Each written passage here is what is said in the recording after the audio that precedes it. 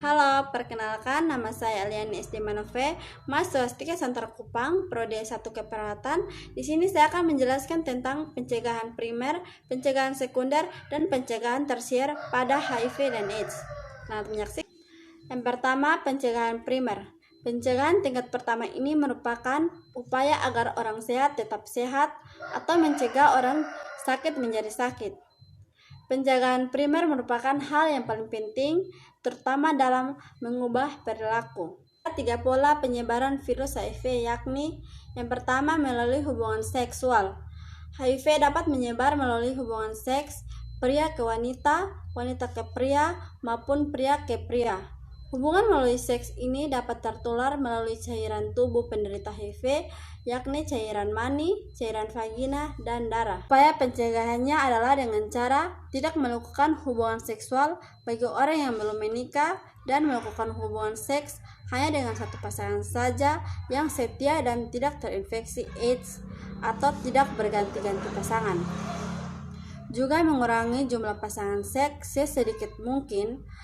HIV dari hubungan seksual dengan kelompok risiko tinggi menular AIDS, serta menggunakan kondom pada saat hubungan seksual dengan kelompok risiko tinggi tertular AIDS dan pengidap HIV. Melalui darah. Penularan AIDS melalui darah terjadi dengan cara transfusi mengandung HIV. Penggunaan jarum suntik atau alat tusuk lainnya seperti akupuntur, tato, dan tindik.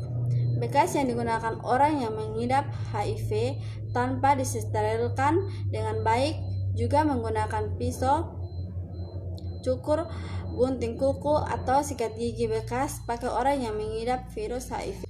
Upaya pencegahannya dengan cara darah yang digunakan untuk transfusi diusahakan terbebas dari HIV dengan memeriksa darah donor. Pencegahan penyebaran melalui darah dan donor darah dilakukan dengan screening adanya antibodi HIV.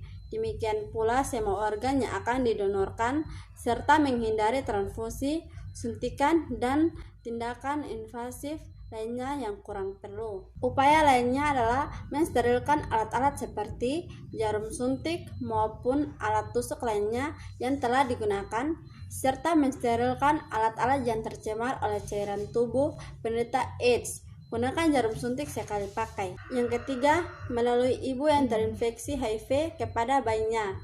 Penularan dapat terjadi pada saat waktu bayi masih dalam kandungan, pada waktu persalinan dan sesudah bayi dilahirkan, serta pada saat menyusui. ASI juga dapat menularkan HIV, tetapi bila wanita sudah terinfeksi pada saat mengandung, maka ada kemungkinan bayi yang akan dilahirkan sudah terinfeksi HIV. Maka dianjurkan agar seorang ibu tetap menyusui anaknya walaupun HIV. Bayi yang tidak diberi ASI berisiko lebih besar tertular penyakit lain atau kurang gizi. Bila ibu penderita HIV tersebut mendapat pengobatan secara hamil, maka dapat mengurangi penularan kepada bayinya sebesar 2,3 daripada yang tidak mendapat pengobatan. WHO mencanangkan 4 strategi untuk mencegah penularan vertikal dari ibu kepada anak, yaitu dengan cara mencegah jangan sampai wanita terinfeksi HIV/AIDS. Apabila sudah terinfeksi HIV, mengusahakan supaya tidak terjadi kehamilan. Bila sudah hamil, dilakukan pencegahan supaya tidak menular dari ibu kepada bayinya, dan bila sudah terinfeksi, diberikan dukungan serta perawatan bagi ODA dan keluarganya. Kedua, pencegahan sekunder. Infeksi HIV atau AIDS menyebabkan penurunan sistem imun serta progresif sehingga muncul berbagai infeksi oportunistik yang akhirnya dapat berakhir pada kematian. Sementara itu, sehingga saat ini belum ditemukan obat apapun vaksin yang efektif, sehingga pengobatan HIV atau AIDS dapat dibagi dalam 3 kelompok sebagai berikut. Pertama, pengobatan suportif, yaitu pengobatan untuk meningkatkan keadaan umum penderita.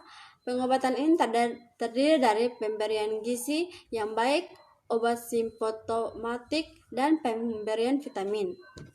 Kedua, pengobatan infeksi oportunistik merupakan pengobatan untuk mengatasi berbagai penyakit infeksi dan kanker yang menyertai infeksi.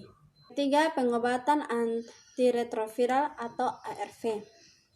ARV bekerja langsung menghambat enzim atau menghambat kinerja enzim proteagan tersier.